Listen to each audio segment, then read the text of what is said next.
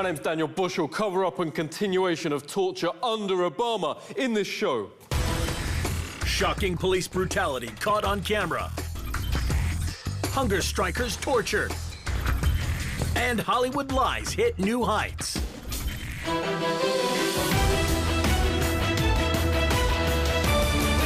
Police just broke this man's leg. Unable to move, he begs them to stop as they beat his bruises. Police torture has become so regular, YouTube has weekly roundups of the most horrific, unpunished cases, and that's only what was caught on camera.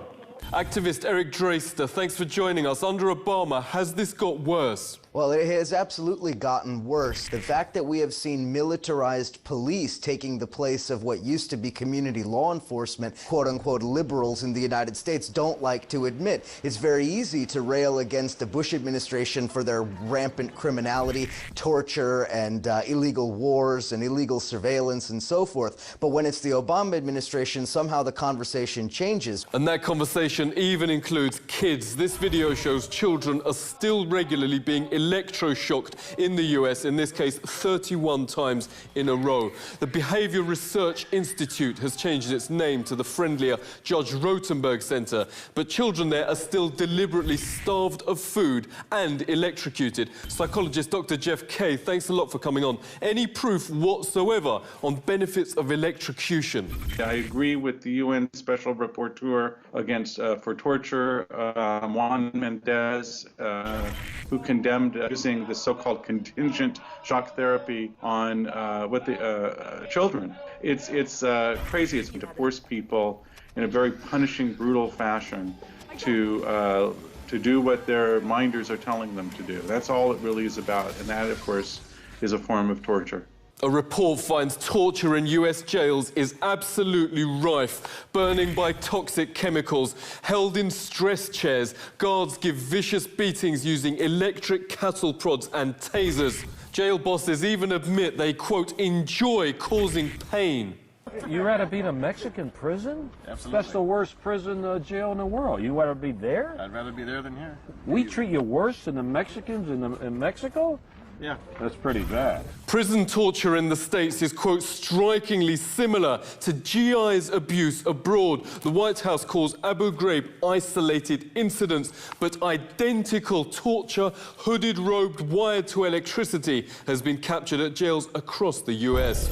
It's the recommended pose from the US Torture Manual, aka the Human Resource Exploitation Manual. Stress positions known as self-harm, combined with sensory deprivation, that's hoods and goggles, plus electroshocks, cause most, quote, physical weakness with least evidence of bruising. But the Pentagon admits it's hiding hundreds of photos of US torture even worse. According to Senator Ron Wyden, take the worst case and multiply it several times over. There are US soldiers raping Iraqi women, plus, quote, every indecency and abuse. Abu Ghraib victims instead of stars, and the whitewashed official report for Stripes. This series is artist Clinton Fine's reaction to the massive torture cover-up still going on.